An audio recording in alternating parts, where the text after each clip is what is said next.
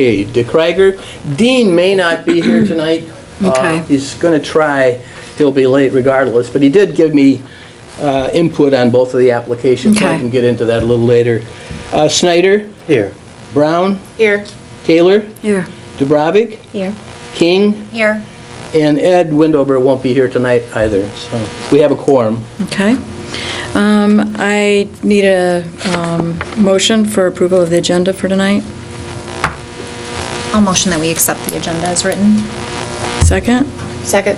All in favor? Aye. Opposed? Okay, public comments. I don't think we have any unless they're related to the applications, right? So Right, there aren't any. nobody else is here? Nope. Okay. So we can skip that. And has everybody had a chance to read over the minutes? And are there any changes or edits to the minutes from the July 8th meeting?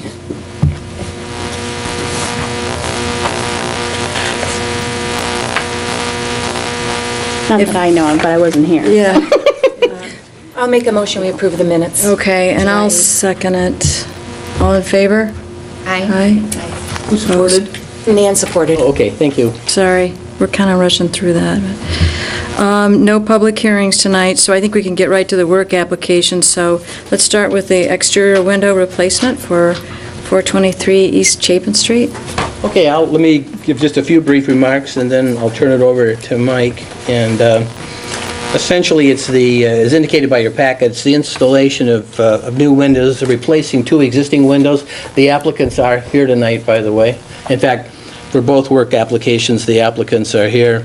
The address is 423 East Chapin Street. This is a non-contributing site insofar as the Historic District Report is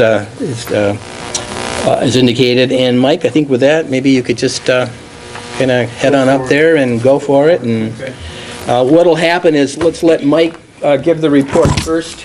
And if the commission has any comments or questions of Mike, that would be fine. And then after that, I would suggest, Madam Chair, that you let the applicants Speak. provide any additional information that they might have available, and then you can deliberate. And I'll make you some copies of this next thing. Okay. We'll go. Be right All right. back. Thank you, go ahead. The application is submitted by Jeff and Mary Martin. They live at 423 East Chapin Street, which is at the corner of Rush Street. I'm going to read into the project, but the photo you have here, that is a photo from that intersection of the southeast corner of the home, which is where the windows they're looking to replace. The windows, both are at the southeast corner, one on the south side, one on the east side. The larger of the two is on the south side, and that is 58 inches in height by 110 inches wide. The second window on the east side is 43 inches in height by 68 inches. These existing windows are older windows, and they do have some rotting below the lower seal and so forth. So, they are in dire need of being fixed or replaced. The way the windows are currently, neither of them are operable, and that you can't open them to let fresh air go through. Am I correct? Yes. You've got your photos. Currently, their plan is to use replacement windows, which will be more durable, such as the white, I believe it would be like a vinyl casing, will have better insulating properties. They are interested in putting in windows which are operable so that they can be opened to a certain degree to allow some airflow into that portion of the lower level of the house. They're planning on using decorative trim that is similar to what's currently around the windows. And the one that has the most decorative trim is the one, it appears, on the east side towards the steps going into the house. There is some decorative trim above the window, so that applies to that. What you have before you is the construction activity application. The Martins provided us with some before and after illustrations. The after illustration, as we are aware, did not provide us with a lot of detail, so the Martins have brought some additional information literature for us. And what I've just recently given to you is from the brochure, the Anderson window brochure, and it has, it is from the, it's called the American Craftsman Collection from the Anderson Window Company. And that, they will be able to explain to you which of the windows they're going to be using in each location. We've also provided you with the survey sheet from the historic district, and that gives information such as that is a one of the non-contributing site is what it points out. So you have that survey sheet. We've also provided you, obviously, with a current photo of the house, the southeast corner. The design guidelines that the historic district calls for is to try and retain and preserve the original windows. The original windows shall be preserved in their original number, location, and size. The material should not be stripped or obscured by substitute material. It is not considered appropriate to remove or alter decorative windows, stained or leaded, glass, oral, baize, Gothic, or transoms. In this case, they are submitting an application to go with something other than a wood window. The current ones there do not meet the qualifications, though, of being stained, leaded, Gothic arches, transoms, things of that nature. The design guidelines also call not to cut any new openings or block existing windows that are not appropriate unless there is a pictorial or visual documentation which provides evidence of historic window openings. It is not appropriate to alter the existing window configuration. They are not planning on doing that. Also, to try and retain and preserve the original window decorative elements, it is not appropriate to remove, alter, or obscure historic decorative window elements such as the frame sashes, muntins or glazing bar, sills, moldings, hoods, or shutters. Such elements provide visual character and are part of this unique history. The current windows don't appear to have some of this original decorative element. Yeah. Also, to try and maintain and repair the original windows and decorative elements, protecting and maintaining the material that comprises the windows. Its decorative elements shall be done by regular caulking, patching, splicing, painting, glazing, otherwise reinforcing the windows. Epoxy consolidation of the material may be appropriate to keep original materials intact. Repair of these features shall take precedence over replacement. The issue here is clearly some rotting around the current sills and of the current sills. There is some rotting of wood at both locations. Replacement windows. Under the design guidelines, replacing windows. Replacement windows and decorative elements shall represent an accurate restoration using historical, pictorial, physical documentation, or be a new design that is compatible with the window openings and the historic character of the window. Again, they're not looking to alter the size of the current window openings. Again, you have pictures of the current windows. The pictures that were prepared that are of a proposed window, I believe Mr. Martin did that with a copy and a paste from an application from a window site. I believe that's correct. Well, I copied it from that, but I just Okay. Photoshopped this, what it looked like, yeah. As far as that, again, you have photos of the home. I think you recognize what they are looking to do, replace the current windows. If you have any questions for me, great, I'll try and answer them. If not, I think Mr. Martin might be able to answer any questions you might have. Okay, Nothing thank you. from me? Yeah, does anyone have questions for Mike? Okay, let's go ahead and talk to the Martins and maybe ask a few questions here. Thank you very much for coming in today, by the way, and thanks, Mike, for putting that together.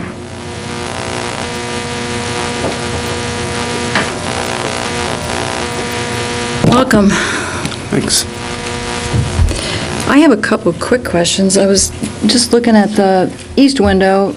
Is that a doorknob behind there? Was that? No, it's a thermometer in the, Oh, I was like, was that a historic really door at big one time? Okay. And that window that's hanging in there then is just a picture? It's not? yeah, it's just a decorative thing on the inside. So.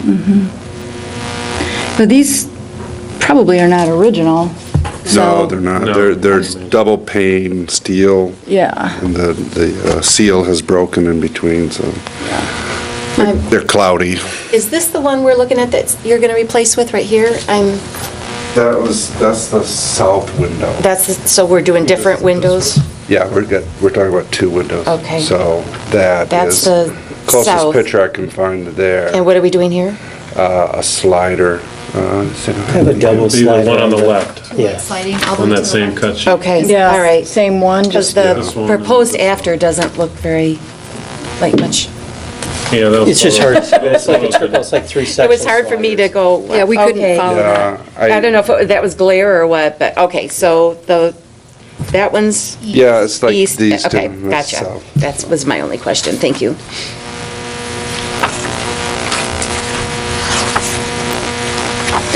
But overall, we're not changing the opening proportions, we're not changing the exterior trim.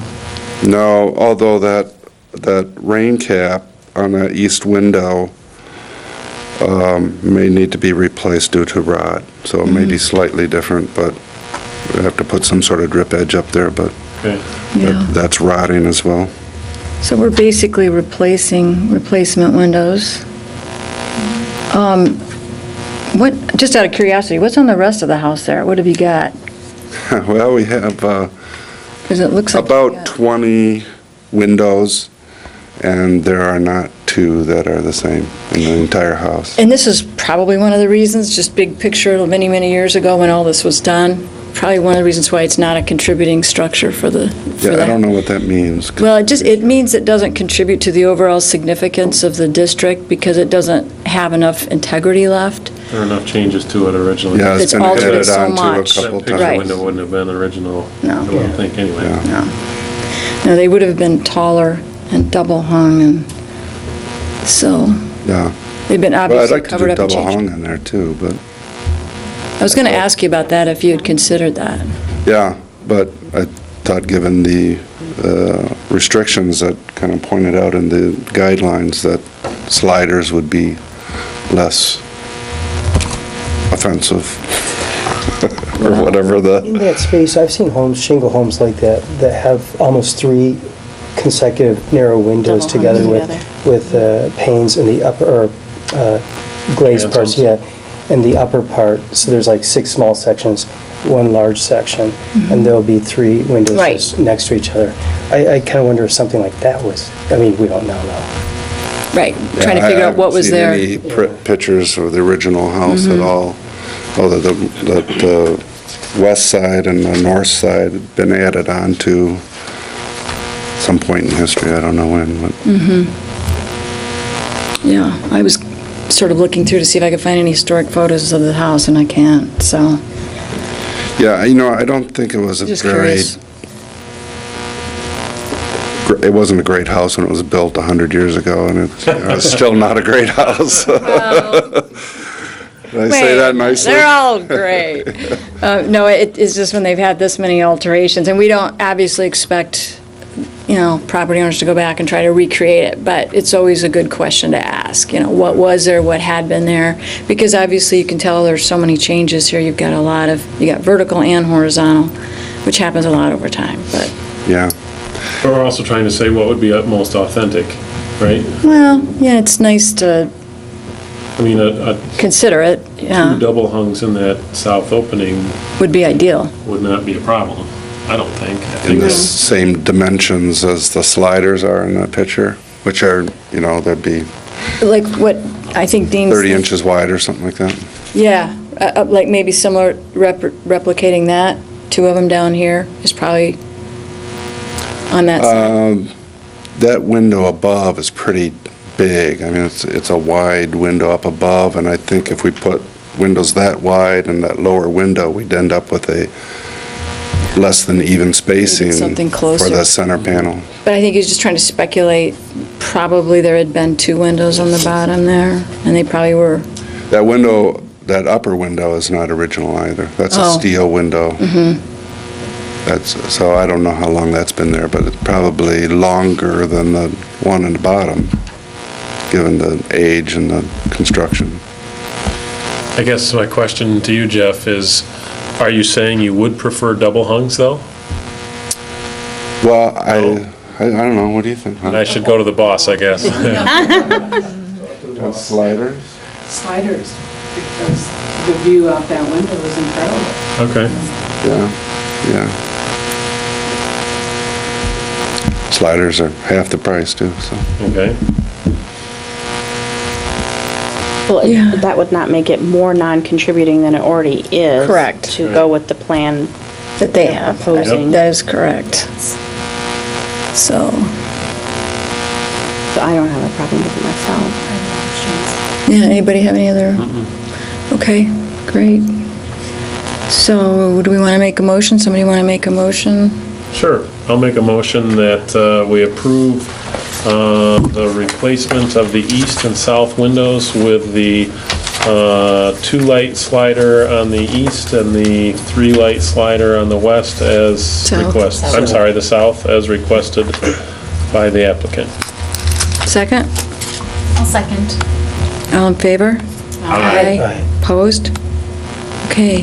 Thank you very much. Yeah, thank you. Thanks. The only thing I'd like to mention that might, like you said, you do have quite a mix here, but the one on the east side does have a little bit of a decorative thing above it. Right. And the one around the other side doesn't. Right. Of course, the one to the left of the one on the south doesn't have anything above it either. But I kind of like the element above the window on the east Oh, yeah. myself. Yeah. If anything, you might think of, it's adding like a something like that. molding? Yeah, a little crown, kind of a little bit of a crowning molding. Yeah. Yeah, to pull it together just a little bit, though I know you've got that there too, That's the so. only window that has that. I know, it's like, well, yeah, I know. So, Probably on my house.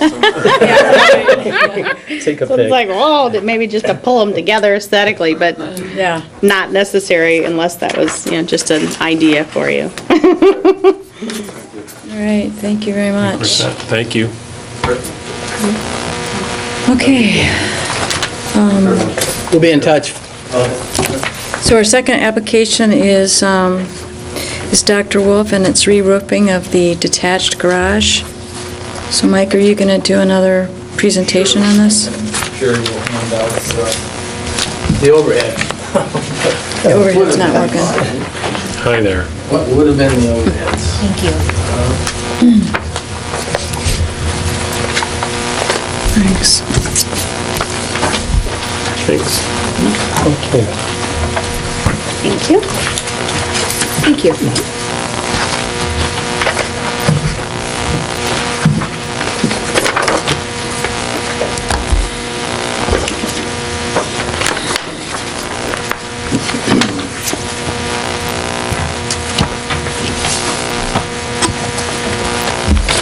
Go ahead, yeah. The second application that we have here tonight is Dr. Neil Wolf and his wife Martha at 427 East Cass Street.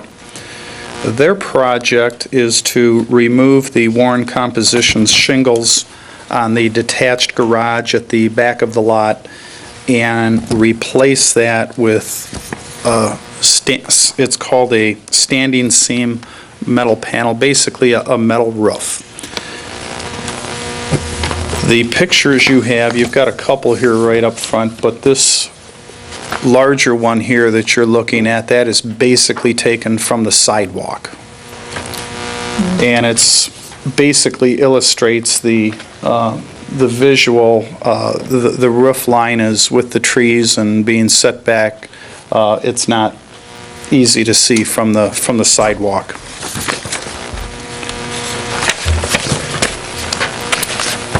Before you, you have the construction activity application with before illustrations given to us by Dr. Wolf. The project narrative from the Wolfs or to the HDC.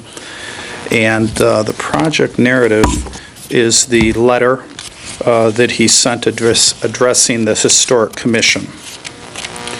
He has also provided some literature on roof specification, and I'm looking In the packet, Mike, not in the, not in the overhead. It's not in the overhead? In the Okay, packet. okay. So there should be some roof specification literature, and we have, of course, the original that he gave us also, if you want to take a look at some of this. You also have the Historic District Survey Sheet of the address 425 East Cass, and that is from the final report of the Courthouse Hill Historic District Study Committee. The study does not reference a detached garage. Sometimes it's a separate report. Did you look? Oh, I did not. Huh, It's not referenced. okay. Okay. Because, you know, they kind of usually have as a separate address, so it's usually like a separate entry, but it might not be. Huh? In the report, the majority of accessory buildings and so forth, the last one we dealt with like this was the Moores. It's referenced right on the sheet, for Right. example. But we looked and Yeah, I didn't just, see anything regarding this garage. So it could be in there somewhere. yeah, okay. You also have the Historic District guidelines for garages. I believe you've also got the Historic District guidelines for roofs, if I'm not mistaken. So I think you've got both of those. The pictures provided by Dr. Wolf show the detached structure from two different angles. The lower one, which clearly shows the moss on the roof, was obviously taken very, very close to the detached building, as you cannot see that from the sidewalk photo. We've also included a photo of the back of the detached structure, and it is on an alley, and it appears that it's been scraped against by either cars or plow trucks or something, because it does show some wear. And we also have a photo of the roof from the back alley also, which shows the moss and debris on the roof. We actually have a couple of those.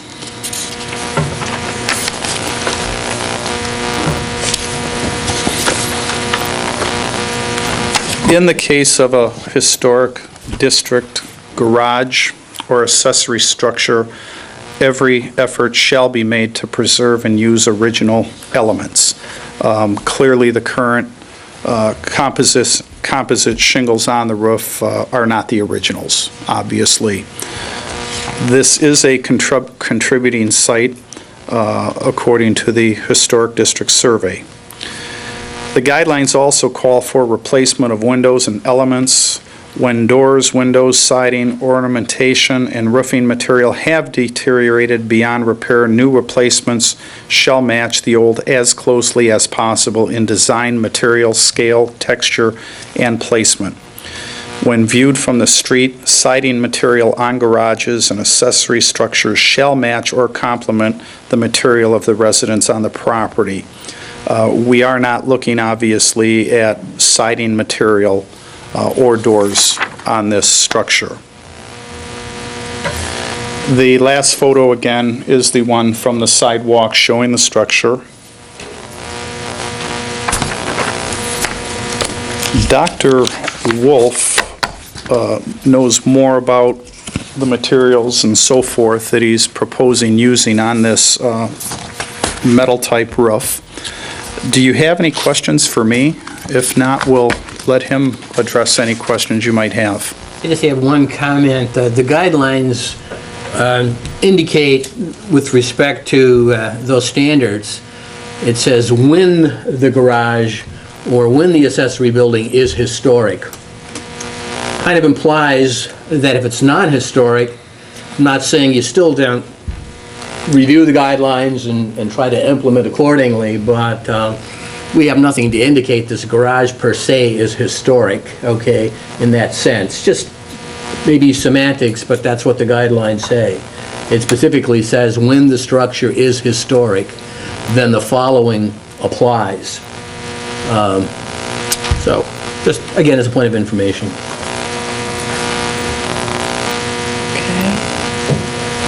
Okay. Anybody have any questions of Mike, or just ask Dr. Wolf to talk to us a little bit? Welcome. Do you want to elaborate a little bit on the new roof you're putting on? Well, it has a composition roof on it, and I hadn't even considered the metal roof until the roofing contractor took a look at it and said, would you consider putting on a metal roof? Because it would be much more durable in that location with the trees surrounding and that sort of thing. So when he suggested, I said, well, yes, but it will have to come before the Historic Commission, I'm sure, because it would be a change. The garage is clearly not the same age as the house. I have no dates for either, but I'm guessing the house was built sometime around 1890 or before. And the garage, from the style and when the automobile became more prevalent, I would say is probably from the late 20s or early 30s, someplace along in there. There are different types of structures. The house is a wood frame house. This is a wood frame stucco garage.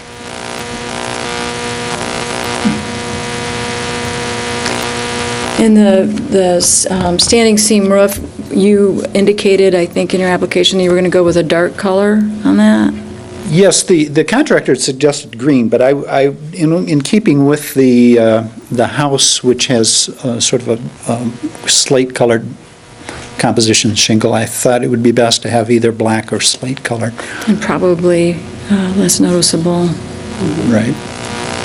The roof would be noticeable from the alley, but really not at all from the street.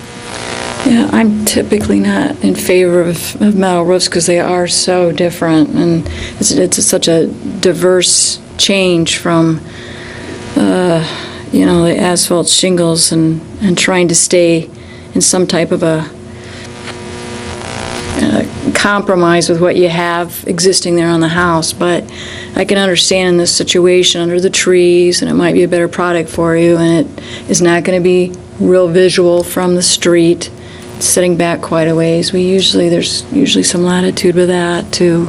It's not on the main structure. It's worth considering. As I said, I hadn't even considered it myself Yeah. until the contractor mentioned it. And he did indicate he thought that would be a better choice for maintenance of the roof. What do you know about metal roofs? Well, long-term, I think the contractor's correct. I mean, obviously, materials are going to slide off it better. It's not going to, you're not going to have the mold build up. And, I mean, I don't know what gauge, if that's a 26 gauge or what he's doing here, but, It says 26. oh yeah, 26 gauge, yep. So, I mean, it's a fine product. I do, as far as making it a charcoal or something to make it cohesive with the building, I like that idea. It's a matter of, new asphalt shingles on there, the newer ones have some antimicrobial aspect to them also, but they're still not going to resist it as long as a metal roof. So, I don't disagree.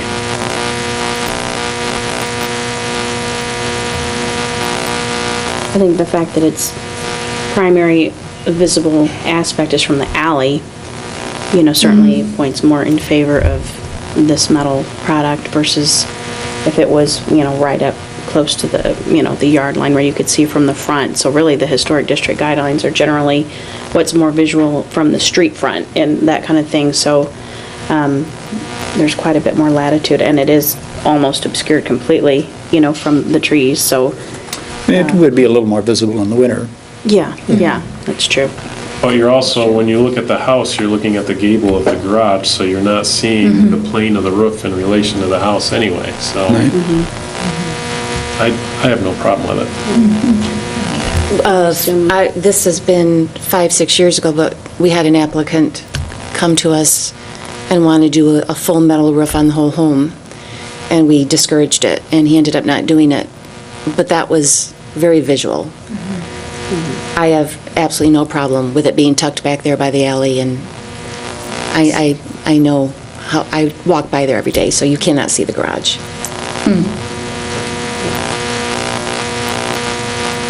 Does anybody else have any other comments or questions? I have no problem with it.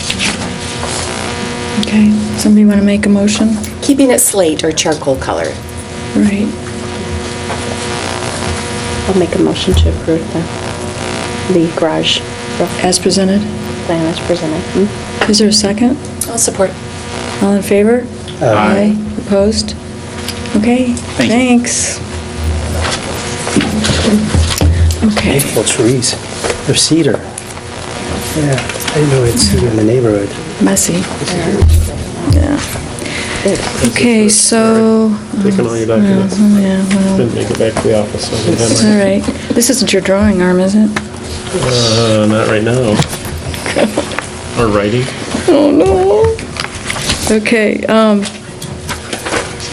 let's move on. We have our old business to address. We're going to deal with the model ordinance again. Hopefully, we can put it to bed here tonight. So we have Laura Genovich from Foster, Swift, Collins, and Smith, who is the representative from the city, correct? Correct. Here to help us with questions. Glad to be here. Thank you for coming.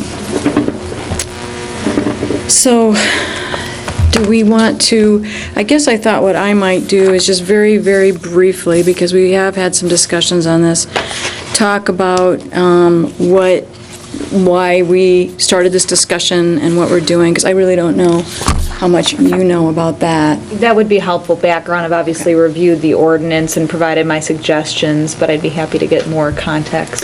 Back in the fall, we were talking about establishing a violations and enforcement policy, but once we started looking at that, we found that, and that's to determine fines and procedures that we would go through for applicants that didn't follow the procedure or just went ahead and did work without approval.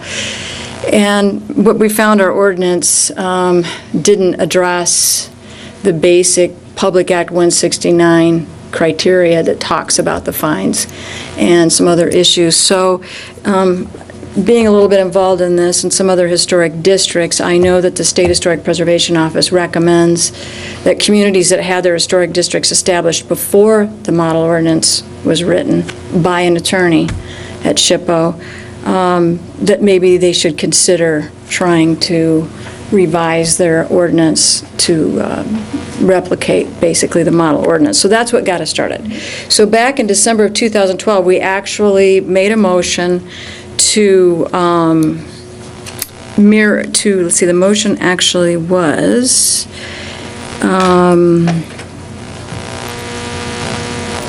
to adopt, or excuse me, it was in January that we started the discussion in December, and in January of 2013, we voted unanimously to recommend that the Cadillac ordinance be modified to adopt the provisions of the model ordinance pending clarification on the issue of titles discussion, because that was one of the issues we had at the time when they referenced zoning administrator versus staff or whatever. The motion further stated that staff and city attorney should develop potential modifications to the ordinance for our next meetings. So that's kind of how we ended up leaving it. But there's been some discussion since that time. Again, Cadillac's ordinance was written several years before this model ordinance was created.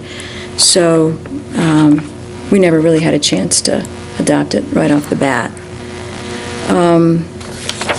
We've had some discussion based on the ordinance. My understanding, and this is where we'd like to have your input, is that it's sort of you either decide to adopt the model ordinance or you don't. I don't really know that it's something that can be 100%. I mean, because the purpose of the model ordinance is that it's trying to keep uniformity it's a state legislature that enabled us to have the local historic district. So you're trying to keep that consistency and accuracy from a statewide perspective for all of the 85 counties in the state of Michigan that have a local historic district ordinance. Well, if I can jump in, yeah. model ordinances are very helpful in ensuring that kind of consistency, but they're not necessarily mandates either, in that you have to adopt word for word every provision of a model ordinance. They often include and help you find those things that you're authorized by the statute to do. With the fine being an example, the statute allows you to fine up to $5,000. You have the authority to impose that kind of fine, and the model ordinance has that fine, but that doesn't mean you have to have a $5,000 fine. Now, I agree the previous ordinance didn't have any kind of mechanism for doing that, and that would be something you'd likely want to address so that you can have some remedy other than going to court every time there's a problem. So I don't think you are bound or married to every provision of the model ordinance. I think it's helpful, and I think the draft that I reviewed has done a good job of incorporating a lot of parts of that model ordinance. My comments were to some extent cosmetic. There are a couple substantive, but and I can address those individually. But I think that goes to the overall question. Yeah. You don't have to do it wholesale. Okay. Okay, why don't we go ahead with, I do want to read Ed's letter. Ed Wendover, who is our one of our commissioners, has provided us with his input. I don't know whether I should read it now or wait and hear your comments first. Why don't we do that, hear your comments first?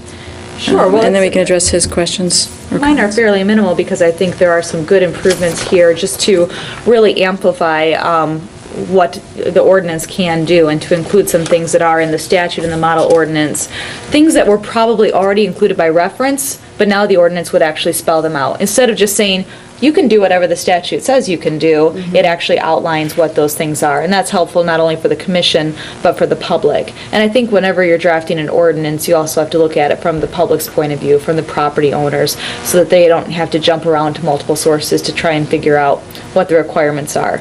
Another thing that I think is helpful for the public, and one of my first comments on here was, the way I read it was that the amendment would eliminate the maps showing the boundaries of the district and would instead just provide a legal description.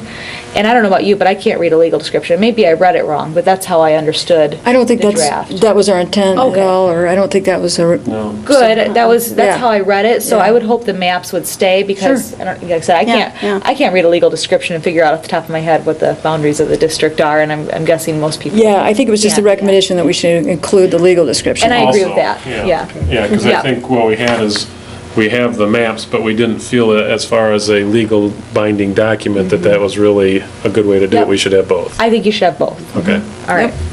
Sounds We good. cleared that up, that's an easy one. Another, and maybe you can give some history on the drafting of this, there was part that was changed that I didn't see in the model ordinance, so let me jump to my comment here. Where the proposal would, or the proposed language would eliminate what we find to be kind of standard language about if there's two conflicting standards, the most stringent one is going to apply. And here, the original ordinance said if you've got a conflict between the historic district's ordinances requirements and, say, the city, the building code ordinance, if those conflict, whatever is the higher, more stringent standard, the stricter standard, is going to control, keeping in mind that we want to preserve historic character and integrity. And the draft, as I read it, eliminated that, so if you do have a conflict, I'm not sure how it's resolved. Because the model doesn't address that at all. Right. Yeah, they see it as sort of two separate entities. Right, and you may sometimes have them come into conflict. And I think having that language that okay, whichever is more stringent applies, keeping in mind the purpose of the Historic District Ordinance. It kind of keeps it balanced. I guess the only question I would have is, in that case, who does make the decision? Because you say the most stringent, but then there might even be some gray area there. So I always kind of wondered. Well, it's kind of the problem of, can you approve something that violates the building code?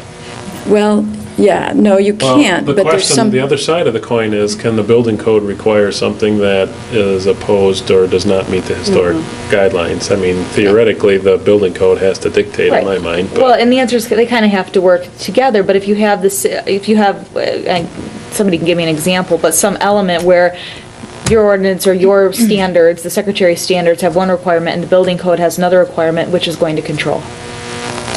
I can give you an example. What happened before we even had the historic district on our home. It's the second-story balcony. When we were restoring all the balusters on that, we had everything off, and it was a gentleman from the city said, "Oh my God, you're going to have to go, this high," which would have thrown everything off. Would have looked awful. It would, yeah, just horrible. And so, he's no longer with the city anymore. But anyway, we're like, we can't do this. So, I mean, we were talking with somebody from the city, an attorney actually at that time, and he said, it's a historical home registered. So anyway, that kind of took precedent over the city thing. So we were able to keep it low how it was originally. And so maybe the conflicts do need to be handled on a case-by-case, where I assume for safety reasons, it was required to be So high. higher than Yes. would look, It's a guard. appropriate for a historic Yes. building. I don't have the answer, I just wanted to raise the issue Yeah. that if you want to have a blanket rule, as it did before, I don't want to say blanket rule because it did still account for the historic integrity, but at least a guideline there, a baseline of if you've got a conflict, how you're going to resolve it. Removing that means when a conflict comes up, it's more, I guess, case by case, there's no real standard. So it's ultimately up, I guess, to city council in amending the ordinance, but to this board in recommending how that should be handled. Whether there should be a base of, okay, the stricter standard is generally going to apply, or if it's going to be really no baseline, and we don't know which is going to apply. But is it a stricter safety standard, or is it a stricter aesthetic standard? Or that's where I was Gray. getting into who's really going to make that decision? I think that's the tricky part. Right, and what's the penalty then, I guess, if you do construct the lower, you said it was a railing or the Like the balusters, a balcony Okay, kind of yeah. thing. And so we kept it low. Fortunately, we kept the original, kind of like the main post, intact, so we were able to... You could say you're repairing an just existing. repairing the uprights, kind of. Say, what happens then when you can't get a permit for it from the building department? Right, it could have been a real, yeah. Right. And that, I guess, is the problem. And like I said, my job as the attorney is to raise what could be issues down the road when cases come up. And if you say, okay, generally we talk about stricter, stringent standards, we are talking about public health, safety, and welfare. Yeah. Well, and in that situation too, that's considered a guard. Anytime you're above 30 inches separation between walking surface and grade, you have to have a guard which has to be 42 inches high. And that's where that comes into question, and that's a life safety issue because someone could theoretically fall off, plummet to their death.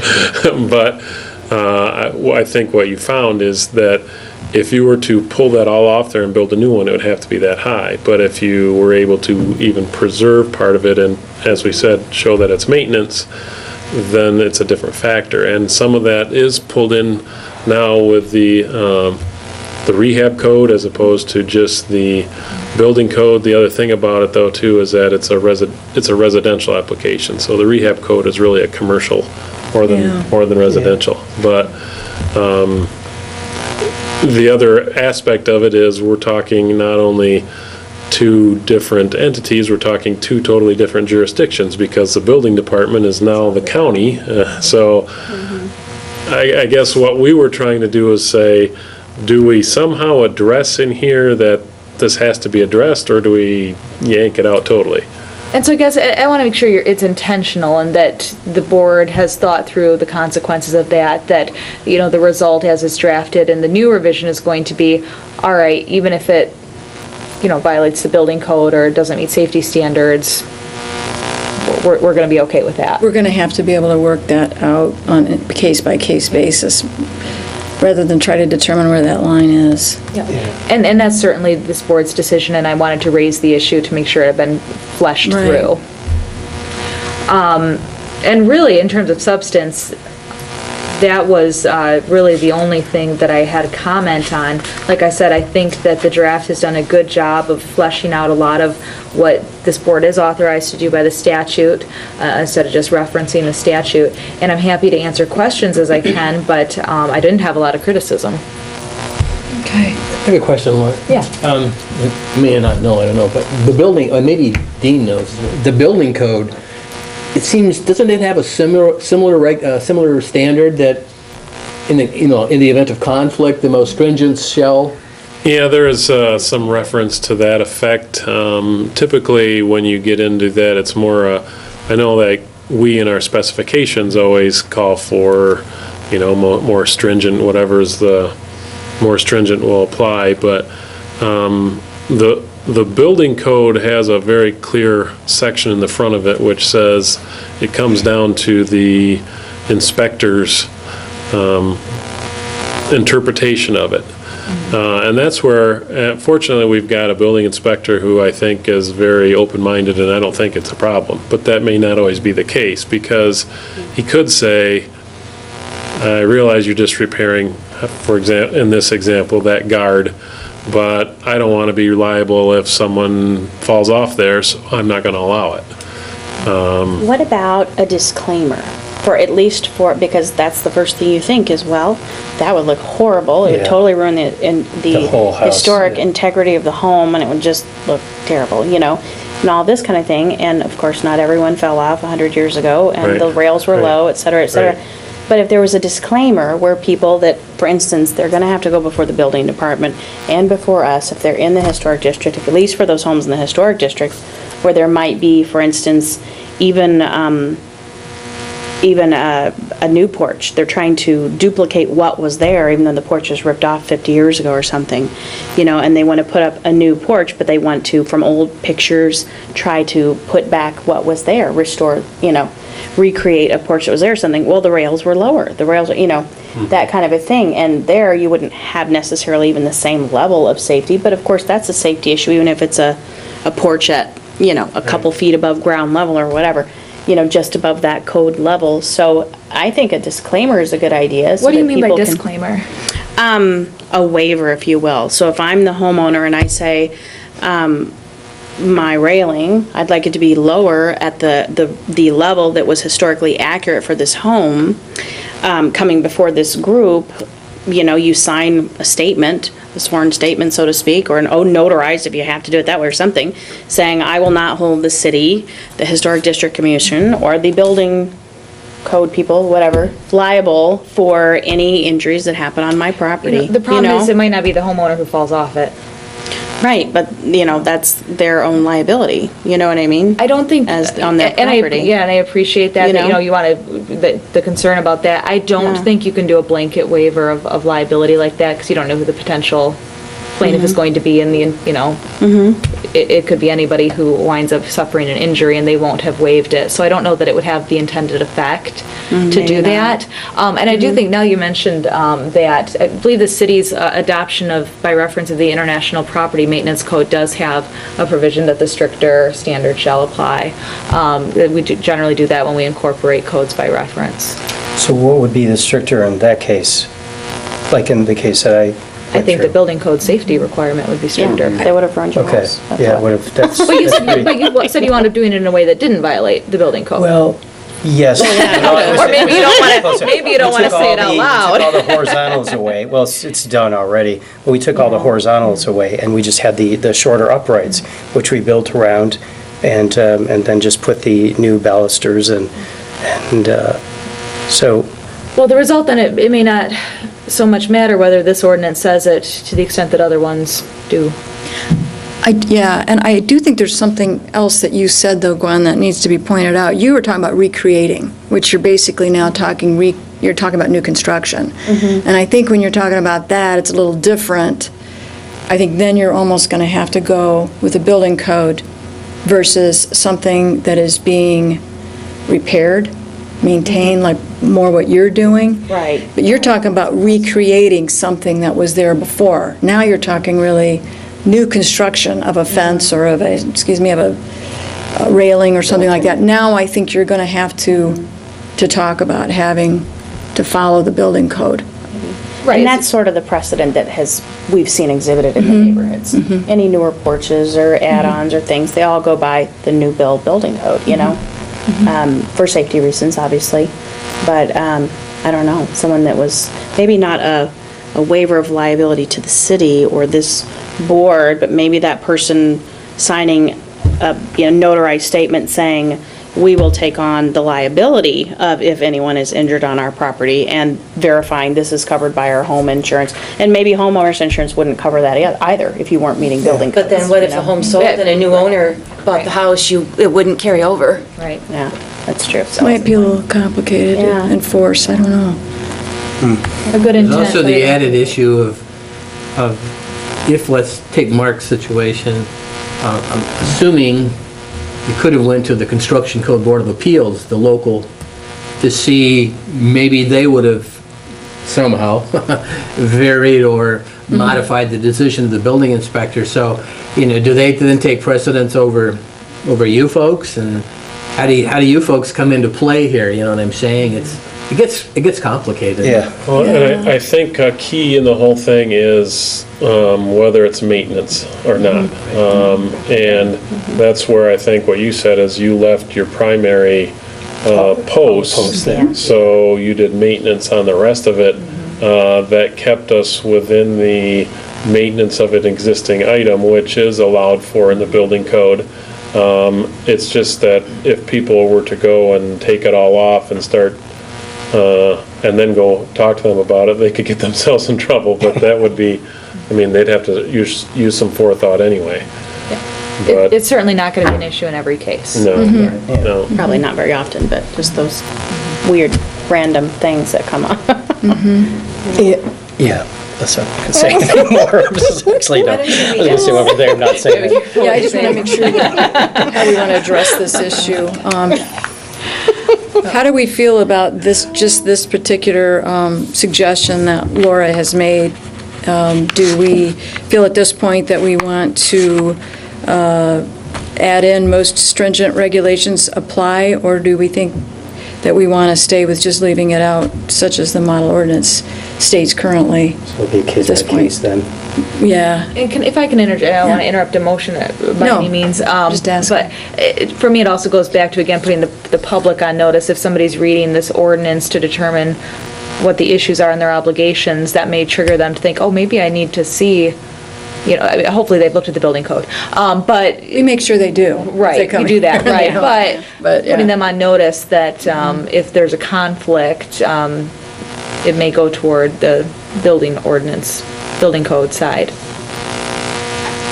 Which, as I said, also has that kind of provision, so that may wind up controlling regardless of this one being silent or saying the same thing. They're saying something.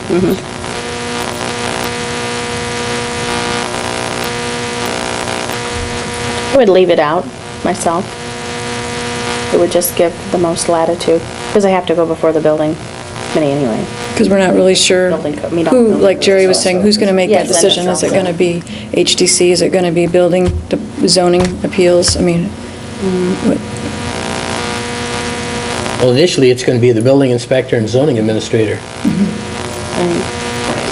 I guess just to Maybe we say, should- if we were going to have any say in it, it's going before zoning, building anyway, right? Maybe we should. So if there were something that we wanted to slightly counteract or slightly help people modify things, if we say right here, the most stringent regulations shall apply, we've just taken our hands off of it completely. Yeah. So that's. Maybe we should change the word shall to may, or would that be too loose? Then I don't know that it has much effect. Too loose? Yeah, Okay. that it doesn't Okay. say anything. No, that's okay. No, a lot of times may is appropriate instead of shall, and I know some of the other changes changed from shall to may that were good, appropriate changes there. I think it would Not in have the this same case, effect so. as taking it out. Okay. Well, maybe we don't have to make the decision tonight. We could possibly put this off. I do want to read Ed's suggestions too, because I think we need to address those while you're here tonight. So I'm going to read you his email, because he's asked this. I think everybody has a copy of this. He's out of town. First, his question is, under the definitions portion of the Act, he was thinking, I'm just going to read it exactly. Should we not state that the owner of the property is a person, individual, partnership, firm, corporation, organization, institution, or agency of government?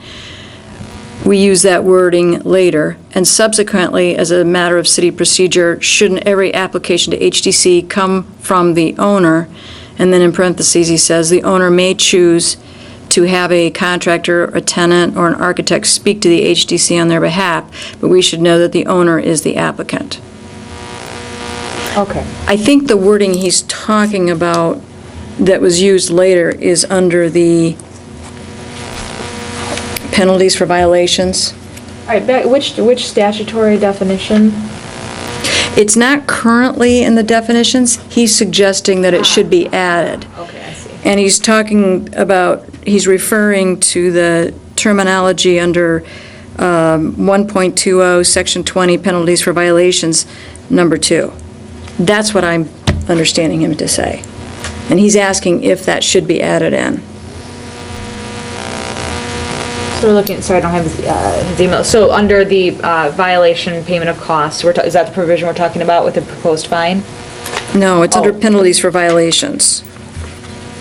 Basically, you're saying, though, his point is that we want to Yeah, we did make not sure have it in our packets, that the Nan, by the way. application is from the owner. Did we? I didn't. Yeah, that's what he's concerned about. Proposed yes, the 12.180, which is ours. Yes, I'm sorry, I wasn't reading ours. That's all right. Yeah, the number 2 there, see the wording on that? He's asking if that wording should be included as part of the definition, where it talks about a person, individual, partnership, and identifying them as the owner. Because we don't state that the owner of the property is a person, blah, blah, blah. Let's look to the statute in terms of whether it limits. See, that's, the language in the draft is word for word from the statute. Right. Which I don't think you can go wrong following Right. the statute. I wouldn't limit it to just the owner. What if it's a lessee doing the repairs? You can't. They should still have the approval of the owner, Yeah. don't you think? I guess that's our point. But what if they do it, if, you can see where somebody could almost get around punishment by saying, well, I'm not the owner. I mean, do you want to, if you leave it as the statute is written, it's much broader. So you can penalize anyone who violates it as opposed to just an owner. Oh, I I say, see. my question Yeah, is, right. why limit it? Right. Okay. I didn't think about that Because this either. isn't the application side, this is the, This is people are just going out making, Right. doing things they're not supposed to be this is doing. the enforcement side of it. So it may be somebody who's not authorized to do Yeah. it, but if they violate the ordinance, do you want to Good not point. be able to punish them because they don't? But- Right. But if, That's true. but if they That's true. violate the ordinance, it's still gonna be coming back to the owner. The owner will be the one that's still gonna be liable. It's going to get the letter eventually, yeah. Don't you want to have the opportunity, though, to punish anybody who violates the ordinance? I would like to, except I don't think that I can. I think that even if I own for example, a multi-tenant home and one of the tenants changes something that was of historic significance, the only person we can act on is the owner. Well, the statute says you can act on anyone who violates the act. Okay, well, Because the language, the statute says. that's great. I It's just true. don't think that you're gonna get anywhere. I didn't read it like that, but you're right. Yeah, the statute, this is 399.215, Section 15 of the Local Historic Districts Act. Okay. A person, individual, partnership, firm, corporation, organization, institution, or agency of government that violates this act is responsible for a civil violation and may be fined not more than $5,000. And then it has that same laundry list, may be ordered by the court to pay the cost, da-da-da-da-da, those things that are in the draft ordinance. So you certainly can limit it, but I would say why limit yourselves? Okay. Makes sense. Okay. And I missed the second part of the question. I think we've addressed it because he was just concerned about the fact that the owner, every application should come from the owner. And I don't know, We require that. yeah, The application itself requires the signature of the owner, so he or she is aware of what's going on. They can have an owner's rep can bring this in, they also have to sign it, but if they do, they still have to get the owner's signature. Okay, And so we- we're already dealing we with end up that. verifying, we do this with zoning, for example, all the time, probably more so because a lot of the folks that, that are residents don't necessarily own the property. They're A percentage of the project, because like if you've got a $500,000 home or a $100,000 home, whatever, addition, $50,000 addition, something like that, well, that's markedly different for what your fine might end up being if it was a set percentage of the project, and then whatever the project is, you're capped at the 5,000. Then if there was some, I don't know, just a thought at Like I whatever. said, I'm not certain why we need to break it down as to what, I mean, if we say 5,000 is the cap, Right. I mean, that It gives doesn't mean us, that's what we're going to do. we can do almost Right. anything we want inside, I guess. And then we still have the I'm not policy to work on, that we can define that. We can do whatever Anything we lesser want than then, that. yeah. Yeah, that's my point. For this purpose, just saying up to 5,000, that's what Public Act 169 It says. is, you're putting the public on notice that you've got fines up to this amount. Yeah. Nobody's gonna challenge you if you only fine them $1,000, right? Right. They're not gonna say, you said it was gonna be 5,000. So you're covering yourselves there, you just can't obviously go over that amount. Right. Yeah. I just think it was meaning important to about mirror how that. You were talking about, how do we do, Yeah, if you wanna do a fluctuating fines if it's something that's a $150 project? Well, I think that'll be a $500 discussion we'll project? have to have later when we work on the Yeah. policy. Yeah. But I think the up to 5,000 is the question here, whether we use that or something lower, but I think the But we the can point. make it lower. Correct. It was correct. Part of his concern is something about the city, maybe, what are some of the fines, like with the city, like building codes, when, essentially the $500. up to 500? Right. I think that's what Ed was trying to, Right, but Put it again- in line with what is already. But the concern here is that we're not, this ordinance was part of Public Act 169, which applies to every community that has a local historic district. So we also have to look at the fact that we're adhering to that statute, not just the local statutes. And that's why I thought it should replicate that. Yeah, it's fine to replicate. That doesn't mean we're going to fine people 5,000. Right, it's entirely within your discretion to go up to $5,000. Correct. You can set a lower limit, but you can set up to $5,000 as a limit. And the minimum is 500? There's no minimum. No, that's There's just no minimum. The 500 was, 500 came from, Get her done! We're trying to answer all the questions. if it didn't say an amount, if it just said it were a municipal civil infraction and didn't specify, then the city's general municipal civil infraction ordinance would apply, and that has the $500, so. That's, thank you. Yeah. Okay. How often do building permit fines? I've never even heard of one. There's been a few, nothing with the historic district. Been a few building code violations that have been taken to task. Yeah. And a few zoning violations. They're pretty rare. And 99% of the time, they get taken care of. They get it just with- resolved. With a letter from the attorney. Right. That's what we did. Which costs And a lot of money. and my understanding that I missed it, was it an attorney joke? It was an attorney. Sorry. Heck of a lot more than $500.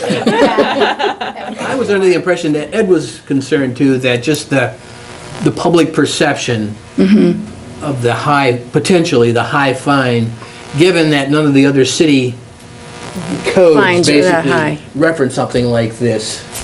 I think that those were some of his thoughts. But we're a special neighborhood. We are. I mean, It's this a is special exclusive. situation. We're not just all of Cadillac. And it's a different legislation that we're Yeah. abiding to, so. And again, it's a cap. I think that it I wouldn't shows worry that about there it. is some teeth to Yeah. it, but we don't have to use it. I have an agreement with the language. I think, though, I can identify with what Ed is trying to do, which is trying to make the historic district more friendly. So young families, new families want to move in, they want to get interested in historic preservation, they want to live there and not have it all be like rules and fines. And, we want it to remain exclusive and unique. And at the same time, we want people to want to live there and not have it be such a hassle or threat, So I can see where Ed's coming from, but I think how it's written, it's very flexible. I think, I don't think it's extremely over, over the top. Okay. Do we have any other questions for Laura, or any other comments from anybody about this at this point? Were you looking at approving these changes tonight? I'm wondering if That we you shouldn't necessarily wait. Need to, if her comments are the main things we're looking at that vary from what we already had kind What- of agreed on without officially, Yeah, I voting guess through, unless you'd like to wait for Ed, or, I'm the only one that was like, well, what about this wording? But if, This you has know. been tabled since know. December. Yeah, exactly. I recommend we move on it. I recommend we move on it. And if we can always come back and revisit it if we want to make Change it other if we want, adjustments. But yeah. I say, let's get something done and The next step for this would be what? It's going to have to go to the city council for, Right, you'd have the city Approval. council would introduce it first. So that would probably be, probably not next week. or- Not next week, but the following, it could be, it'll be introduced, council will advertise, have a public hearing. The public hearing will be noticed in the newspaper, won't be sent out to everybody within the district. However, and we'll get back to that in a second, public hearing will be held, the council will then act, typically will act, adopt, not adopt, or act with conditions, and let's assume they adopt it, then ultimately there'll be a notice published in the paper that it's been adopted, and it'll take effect at a certain time, and it's in There is, effect. and city council can revise it as well. And we're waiting, we were gonna do a newsletter before this, but you'd indicated to us that why don't we wait until we kind of come to some agreement as to where we're gonna go with this, and if you're in it, if you do act tonight, then we can go ahead and put together a newsletter, just letting everybody within the district know this is coming down the road, so to speak, and, just to let them know that eventually a public hearing will be held and so forth, and alert them to the fact of what's going on and why. and maybe, say if you have questions, contact us, and we can, I think we need to do I that. think the important thing is making sure they're aware that what you're really doing here is trying to, modify this to make it consistent with the model that's being provided by the state now. Okay, so I don't really know if we need to do another motion on this. We've already made a motion and passed back in January that this model ordinance is supposed to be done with the modifications to match, our ordinance is supposed to be done with the modifications to match the model ordinance. I think we've agreed on that. the only thing is we did have some discussions where there are alterations from our discussions today that we need to say we would like it to be amended based on our discussion tonight. Okay, can we do it that way? We can, but in terms of, I guess it's this more stringent or not more stringent, did you decide on what Right, you're gonna? that's what you had said, we don't have to decide tonight that. Unless we want to About the more decide- Stringent regulations apply. Okay, that's my question. Do we want to make that decision tonight? Then we can vote. If we want to wait until next week or next month, we can do it then. And I guess I welcome input from you all if you're ready to vote tonight. Sure, go If ahead. somebody's ready? Well, yeah, I'll Is just there more comment. discussion? I'm in agreement with Glenn, that we leave it out, feeling that would give us more leeway or discussion or influence. And have it match the model ordinance again? Correct, yeah. Okay. So again, we're back to... I agree with that as well. Okay. I'd like to see the model. All right. Well, maybe, Having said that, the building inspector and zoning administrator will not view it in the same fashion, just so you know. Right. Yeah. we know Because that. their codes say the most stringent, Right. so they can't view it in another fashion. right. Just so you're aware of that. Right. Now, fortunately, if someone wants to do an exterior change, other than normal maintenance, hopefully, it'll come to you, and you'll have an opportunity to say yay or nay, or to offer suggestions, so maybe that will help. But when it comes right down to it, if, for example, and I don't want to pick on the building inspector, but let's say he or she, they say, no, this is what the code says, therefore this is what it's going to be. That's what it's going to be, unless that person then takes it to the Building Code Board of Appeals. We'll see what they say, and if the person doesn't like what they say, then he's going to end up going to circuit court, I suppose. But hopefully, I don't see this surfacing very often, if at all, but just so you know, Sometimes it is just a negotiating process with the building inspector on some of these cases, so I think that's all we want to be able to do. just as long as you're aware Yeah. that their codes say the most stringent shall apply. And it will whether we put that in here or not. Right. Correct. That's my point. I guess Correct. that- But I don't want you to Yeah. walk away thinking, okay, because we didn't put it in there, we have some opportunity now to negotiate. You don't. Right. No, because, I mean, again, that comes back. Don't to worry. it's a different Go jurisdiction. either way, We'll yeah. get knocked down, we know that. No, I understand what you're saying. That would be the bad guy. And I think in particular that applies to the recreation and new construction portion. Well, yeah, let them be the bad guy anyway. Yeah, if we're trying to be friendly and helpful to our Historically correct. historic. Suppose if you leave it out, I suppose basically what it's saying is that if you put it in, then it's like you're agreeing with those codes invariably. If you Making leave- them consistent is Yeah, the way if you to. leave it out, basically you're saying, well, we don't know if we agree with it or not. Right, well, we're actually just, again, trying to adhere to the model Right. ordinance, saying the closer you can be to that, the less argument there is anywhere. Right.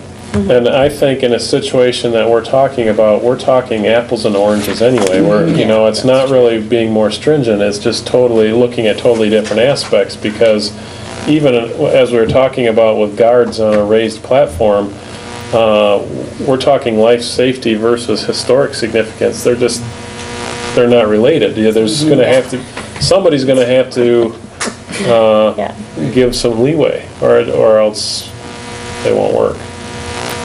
But Okay, so Still you're gotta gonna make a come down motion, there. you're gonna Okay, make yeah. motions to, do we want to nix that thing or not? What's your motion gonna be? Well, I think what we need to do is make a motion to move ahead, somebody needs to make a motion to move ahead with having this go now to the city council, as we've discussed, based on what has been presented to us by the attorney. But what is our choice after we have discussed this? The most stringent regulation shall apply? that we're gonna leave it out. We're leaving it as out? the model Okay, ordinance. so leaving, that's what I wanted to clarify, Yeah. that we're leaving. I've got that motion. Whoever wants to make it. Okay, I'll make that motion, I don't care, sure. Okay, is there a Dean? second? Who supported? I'll support. Okay, Joe, okay. All in favor? Aye. Opposed? Unanimous, right? Okay. It's done. Yeah. Laura, you have it too. I'm sorry, I do have a little question. That Laura will did, be the one, or her firm will be the one that actually will put the ordinance together that Together. gets presented Okay, to the city council. About the map. all right. but that was going to include the fact that we do explicitly want a map in addition to. Yes. the That was my regulation. understanding, But that was already in there anyway. Yes. Yep. Okay. That was, it was just per her. what she has. Yeah, okay. Okay. Okay, is there anything, no tabled items, no informational item? Oh, do you want to talk about informational items, Jerry? We discussed briefly the newsletter, and I sent you some things today. Yeah, I think, we'll go ahead and structure a newsletter. We'll get it out. We'll have a few weeks before this goes to council, so we'll get something out in the form of a newsletter, and I'll be chatting with you, Nan, in terms of the information you sent, so. Yeah, I was going to mention to everybody real quick. I suggested maybe, this time of year, people start talking about energy, stuff. And I wanted to look into what the U.S. Energy Department was offering these days. I know that there's... Tax credits? Yeah, the tax credits. And also I was wondering about do we want to talk to somebody from, is Consumers Energy still doing some type of There are energy audits and so forth. audits? They still do some things, but they seem to be more focused on commercial. It's much more Oh, okay. commercial Is it- on that. DTE might, or Mishcon, I guess. Yeah, I can find out. I just thought maybe that might be helpful, yeah. And then there's, a lot of good information on windows, storm windows, and I'd sent some of this to you all, but I also sent another one to Jerry that is recommendations for, Yeah, we'll put something together. just because it's that time of year, that might be an idea. There, a collaborative agency in the community that assists with that is Northwest Community Action. Right, and we work with them on a Yeah, fairly they're a really regular good basis. resource for that. Although they're at odds once in a while with the State Historic Preservation Office, just so you know. primarily because Chappaqua is, they've designated a big chunk of the city as historically significant, primarily because of age. And so the state and federal organizations that utilize state or federal funds to do, let's say, basic repairs, they can't just automatically do them according to the building code. They have to get approval of Chappaqua, and it's created some guidelines that have to be- issues because of costs. It's because it's using federal funds Right. for the work, yeah. Well, at any rate, if they've got some resources that might be helpful to our property owners, Yeah. that, from that perspective. Okay. Does anybody have any other commissioner comments, suggestions? Okay. Are you raising your hand, Dean, or are you just resting your? Elevating. My hand keeps swelling up. Oh, it's throbbing. All right. Yeah. I think we're done. Is there